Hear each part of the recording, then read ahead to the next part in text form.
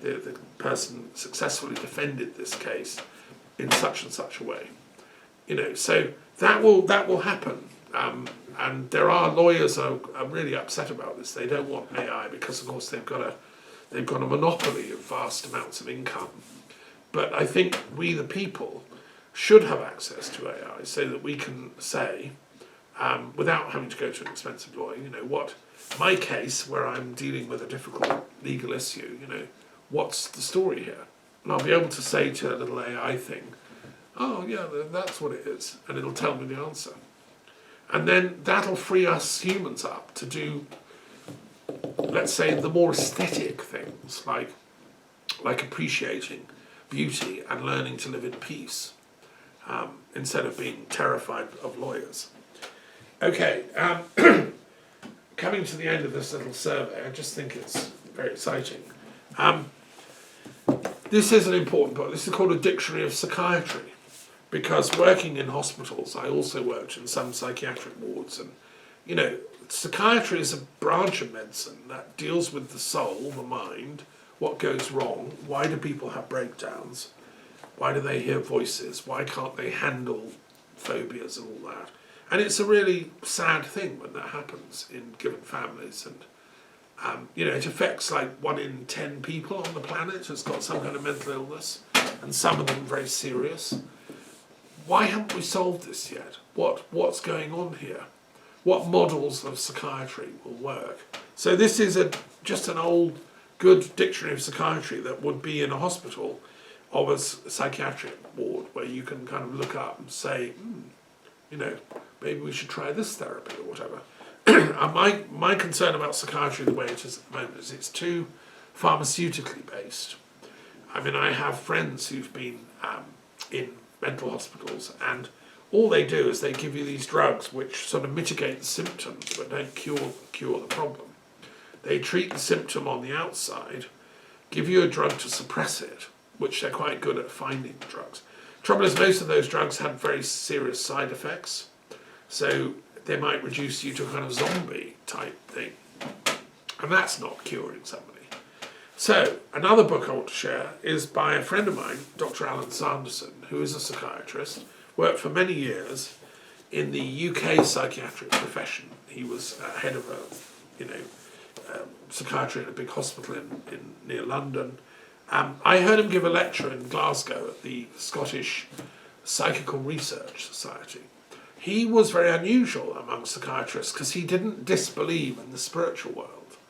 And whereas most psychiatrists work with a purely materialist paradigm, there's no soul, there's just the effects of the brain which come out as consciousness. And to change that, you give somebody drugs. But Alan said no, actually, the whole of all these traditions show that there is some kind of spiritual something in human beings. And that's what goes a bit wonky. And it's where the spirit and the body don't interface properly. They're at loggerheads.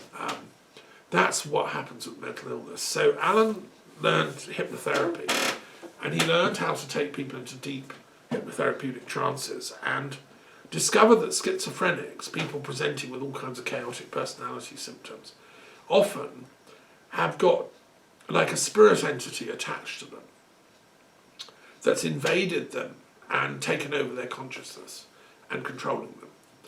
And so Alan was taught this and applied it rigorously in a medically controlled way. Can you actually ask these spirit entities to leave that patient?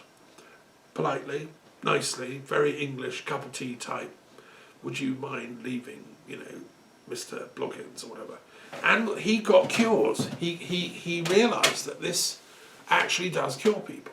Unlike medical drugs which just palliate, actually using therapeutic hypnosis in these situations actually cures people. Anyway, he's a great man, in my opinion. He founded the Royal College of Psychiatry's Spiritual Working Group, which is in London, still going strong. And psychiatrists all around the world have sat up and taken notice and said, oh my God, maybe there is a soul. Maybe there's a soul that survives death. Maybe we should revision what psychiatry is all about. Maybe it's curing the soul, not just the body. Oh, and the god of medicine is Asclepius, by the way. He's come back to me. Who was the ancestor of Aristotle and his father, you know.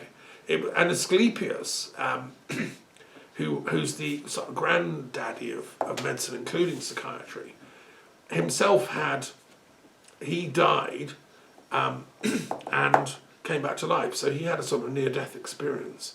I think we're dealing with the Asclepian legend of a sort of shamanic period where the shamans of prehistory used to go into the underworld with the patient and were able to then go and guide their soul back into the light. Anyway, Alan's work is absolutely cutting edge. This was only published last month. Psychiatry in the Spirit World. True Stories on the Survival of Consciousness After Death. And he's a member of the Scientific and Medical Network, as am I. So well done, Alan, for this amazing book. And I hope it inspires lots of other psychiatrists out there to actually do some studies. And you can start by reading Aristotle on the Soul.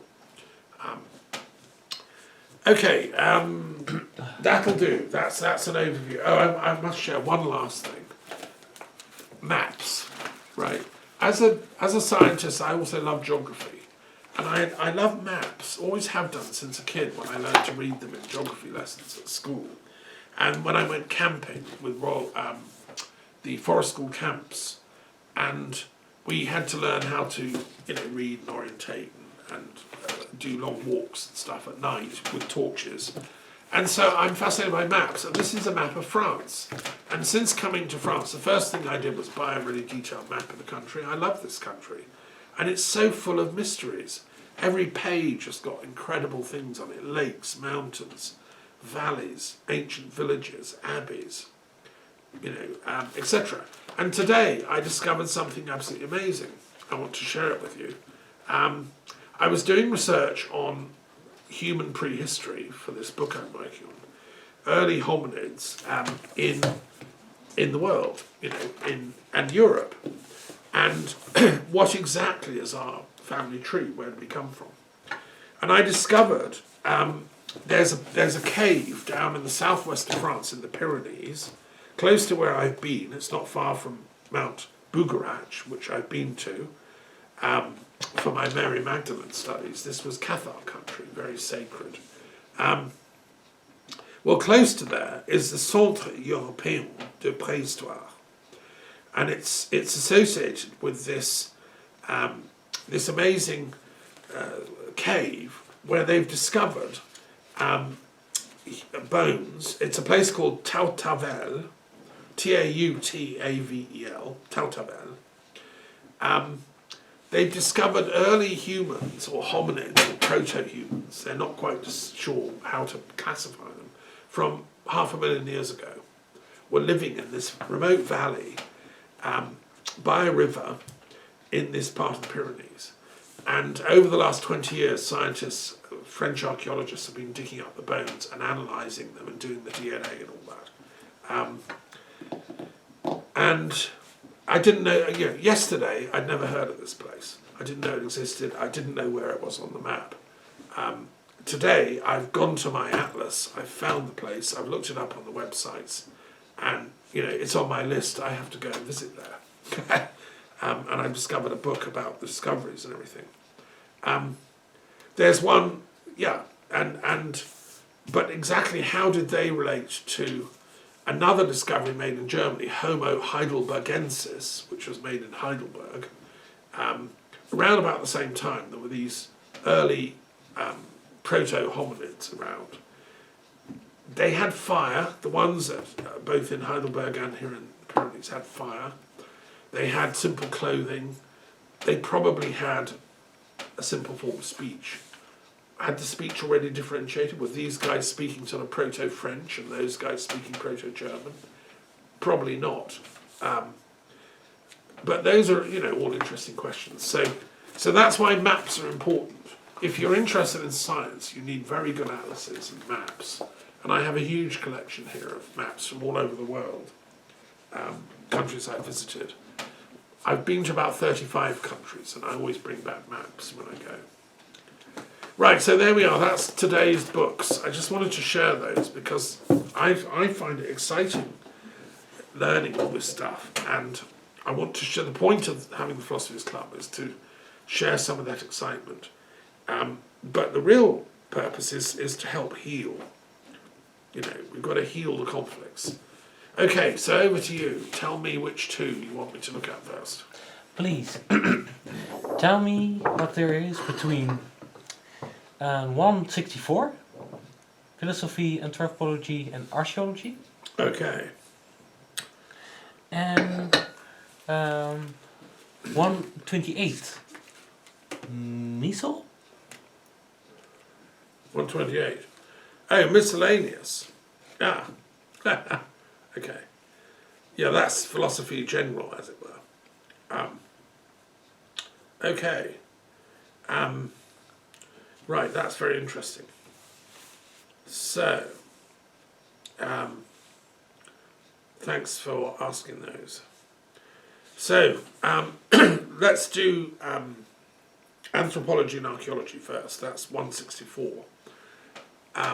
So, as I was saying earlier, when I was little, I wanted to be an archaeologist because I grew up in Sussex, roaming around the South Downs, where people have discovered these very early flint axes and things. I'd go to the museum in Brighton and Lewes and then up to London to the British Museum. And I could see all these ancient things from long, long ago dug up. And I thought, how extraordinary. You know, I wanted to know all about it. Who were these people, these ancient Romans who were roaming around Britain? Who were the ancient Celts? What did they speak? What did they dress like? You know, and then the more I read, you know, classical history, and I got interested in Middle East studies, Egyptology, and I realised that every civilization has this deep layer of history. So, and the way to find out about that is through archaeology. So, when people used to ask me, I'm a little boy of 12, saying, "What do you want to be when you grow up?" I'd say, "An archaeologist." But I did an archaeological dig in Cornwall when in my middle teens, and I discovered that when you start out as a junior archaeologist, it's very hard work. It's mostly just humping wheelbarrows of soil for day after day after day in the rain. And you don't do anything glamorous, like actually hold exhibits or anything. The professors do that, back in the tent, in the dry. And I realised that if I was going to train as an archaeologist, I'd spend about 20 years humping wheelbarrows of earth around, and not a lot more. So I decided, you know, I love archaeology, but I'd rather be a philosopher. But I still am passionate about archaeology, and everything I know is because of that initial love of history and chronology and the details of everything has a history, and that's why I was able to create this periodic table of the world's religious and philosophical traditions. You can think of me as an archaeologist who's looked at philosophy and religions and said, these guys are all fighting, let's look at their history. You know, I mean, I'm the guy that still would like to do an archaeological dig at Mecca and see how old the original, you know, where are the first traces of human settlements in Mecca?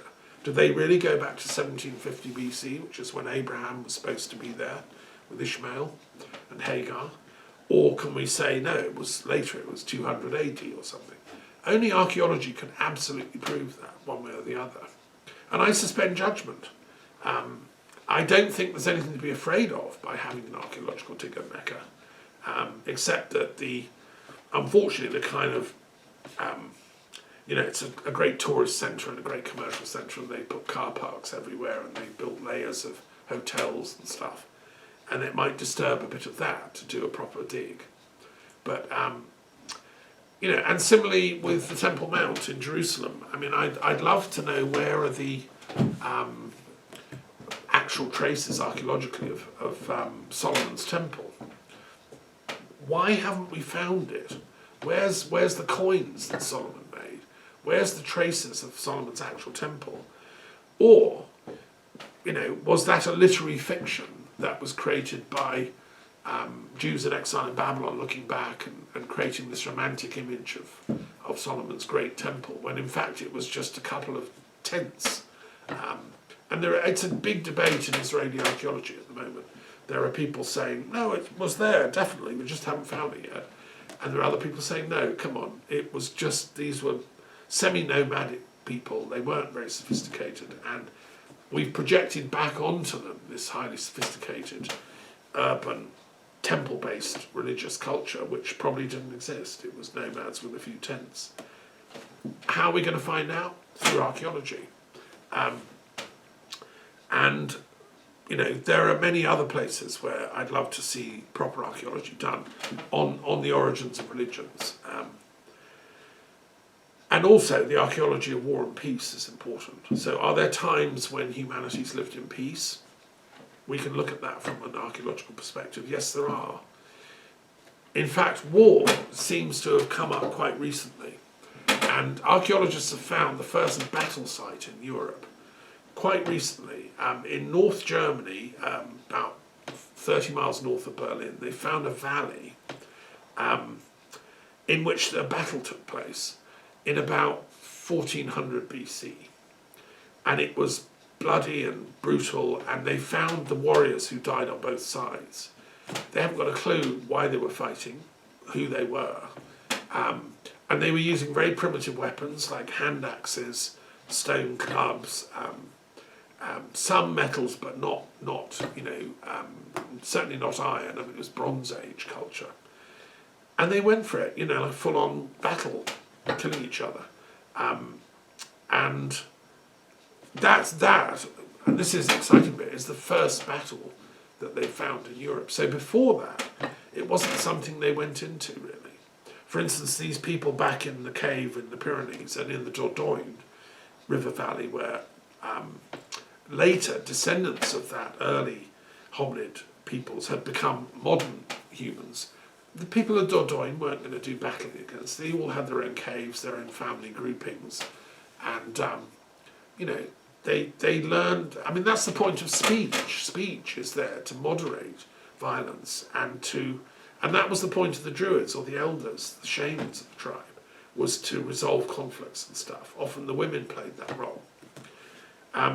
So anyway, that's archaeology, and it's such an important subject, and it casts a whole light on everything that comes after. And then we have anthropology, which is just amazingly to die for, incredibly important. I was really fortunate in the late 1970s when I moved to Canada as a young man, disgruntled with the way they were teaching philosophy at the University of Bristol, which was very, very narrow and boring. They were teaching literally one box, or maybe a couple of boxes from this whole table. And we were told, you can't look at the other boxes, it's not philosophy. One of the lecturers got up and told me, you can't study Buddhism, it's not a philosophy. I'd already studied enough Buddhism to know that was completely not true. So anyway, I went to Canada and studied privately, independently at the University of Calgary, and I did courses in anthropology because I wanted to know the answer to the question of where do we come from? Who are we? And I realised that anthropology held some of those secrets. We evolved as creatures. I knew enough from my studies of my father, who was an amateur scientist and a philosopher in his own right. He had this wonderful chart, which was on the study wall at our home, which showed the evolution of life, right from the beginning, all the way through with different colours, and then the first human species, right up to early ancient civilizations, Sumeria, Egypt and stuff. And I would stare at that chart as a child of 4, 5, 6, 7, and look at it and think, God, what does it all mean? Where do we come from? And so that's why later in Calgary, in Canada, I studied anthropology. And the lecturer brought in a box of bones, of real human remains from thousands of years ago, tens of thousands of years ago, a couple of skulls, load of bones. And she shared them with us and explained. That was the first class, right? There were about 10 students doing it, adult students. And she explained them all. And she said what this one was and where that came from, where it's found. And then she said that the trouble with paleoanthropology, which is the early history of early hominid and early humans, is there's very few fossils, and people are theorizing based on very few finds. And she said if you got all the fossil remains of early humans, brought them into one room, they'd fill the room. So this room we're sitting in this Museum of the Muses, Apollo, the room is called. We would fill this room, and that's about it. Now that was in the late 70s. Probably we'd fill about 4 rooms by now.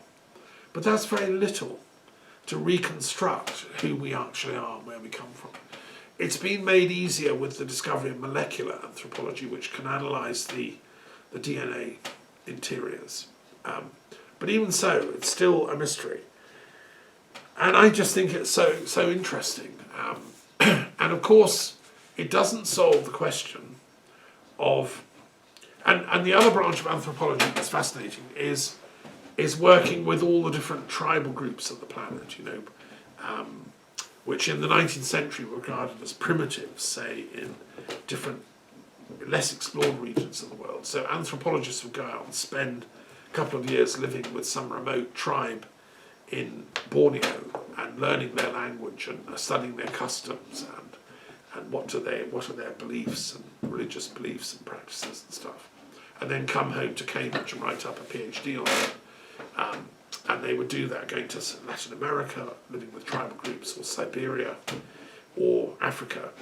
And there's that whole huge body of literature that's absolutely fascinating as well. And we can learn a lot from it. And I'm just an amateur anthropologist, which means I love the subject. It doesn't mean that I'm a professional. And that's probably to my advantage, because professionals get narrowly squeezed into one little branch of anthropology. You become a specialist in this or that. I've just discovered an early anthropologist who I think was brilliant, a Frenchman called Robert Hertz. I've not heard of him before doing current research. He was doing a PhD at the University of Paris with a very great intellectual called Durkheim, a Jewish intellectual savant sociologist at the University of Paris. And this guy, Robert Hertz, was doing a PhD on shame and the desire for purification among primitive peoples. What is it that they feel shamed about? And what do they do for rituals to purify themselves? Where do they go? And how can you purge your soul of sin, if you want, as a primitive person? Way before, and if you think about it, Christianity as a whole, that's what it's about. It's how we can purify ourselves.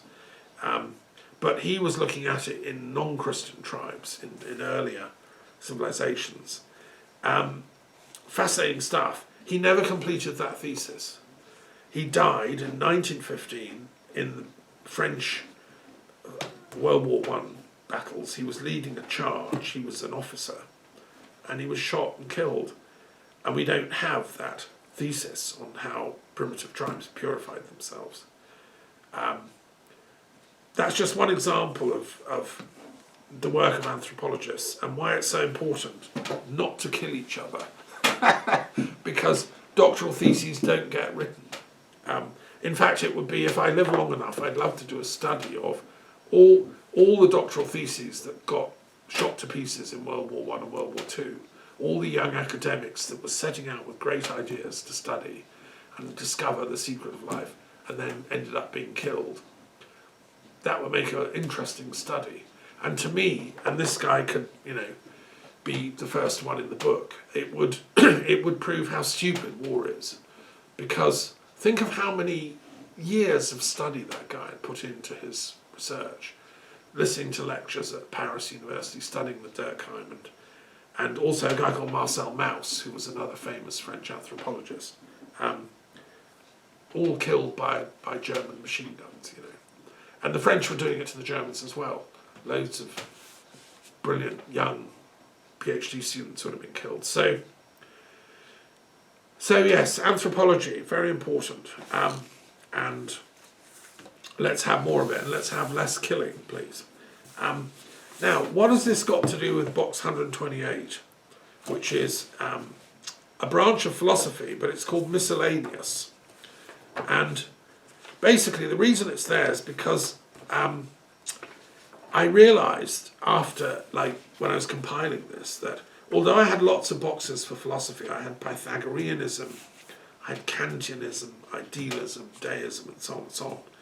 I realised that there were lots of other little subgroups of philosophy, and I couldn't give them all a box. I was going to run, I mean, the table would be too big, right? And I wanted it to be manageable so it can go on a wall and be mastered.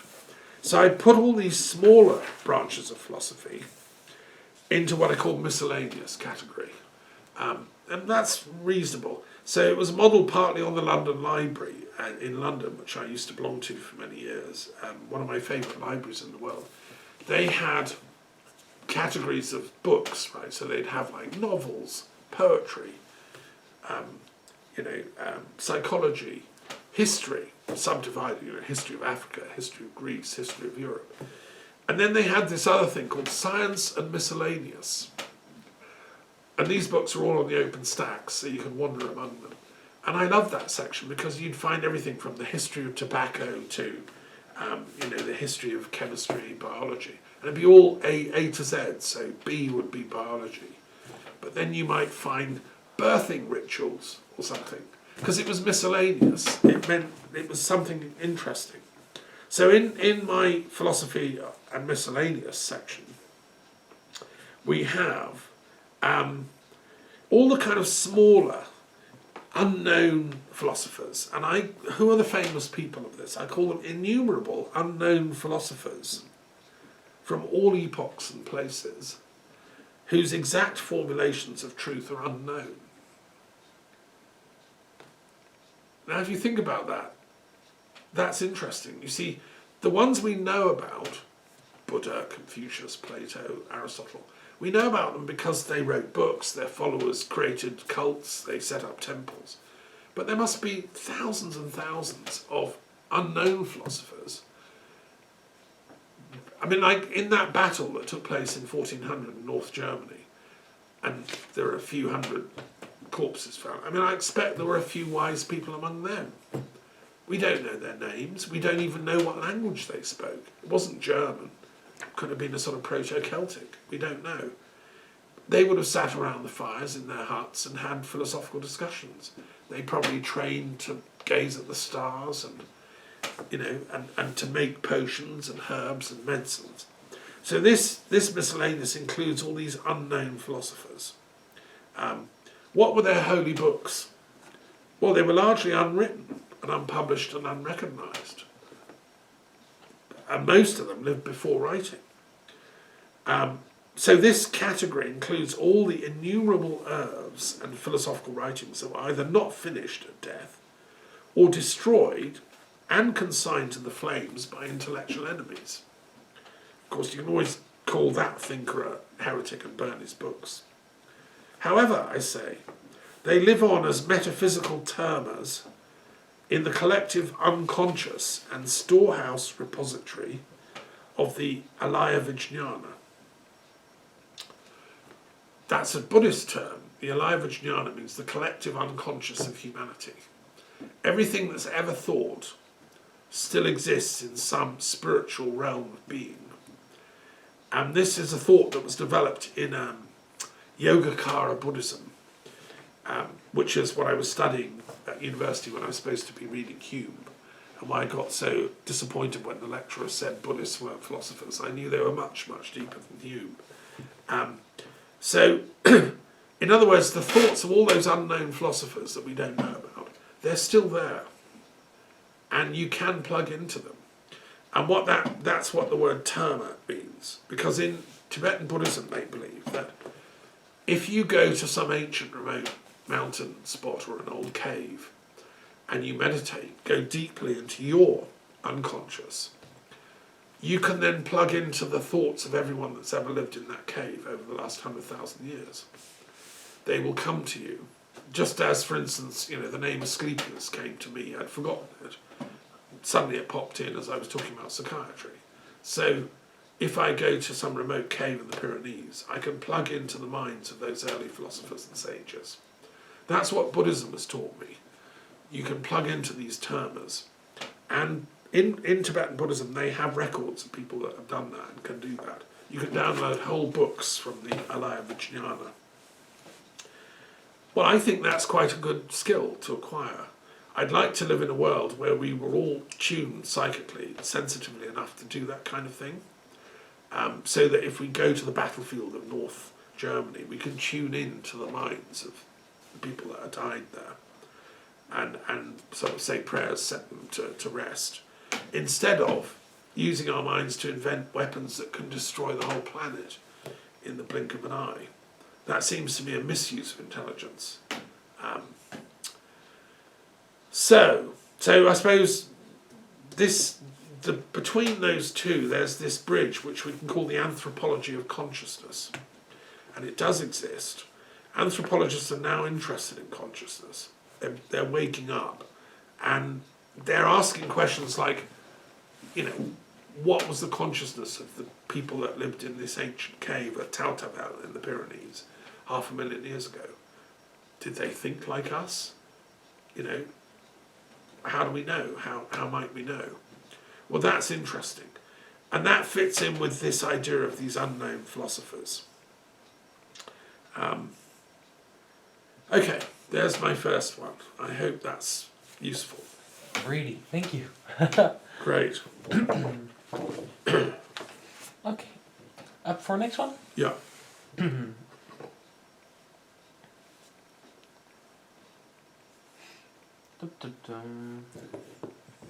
Once again, science first. Yeah. 153, secularism. Have we done that? No. Stop for a while. Okay, that will be the first one. And after that...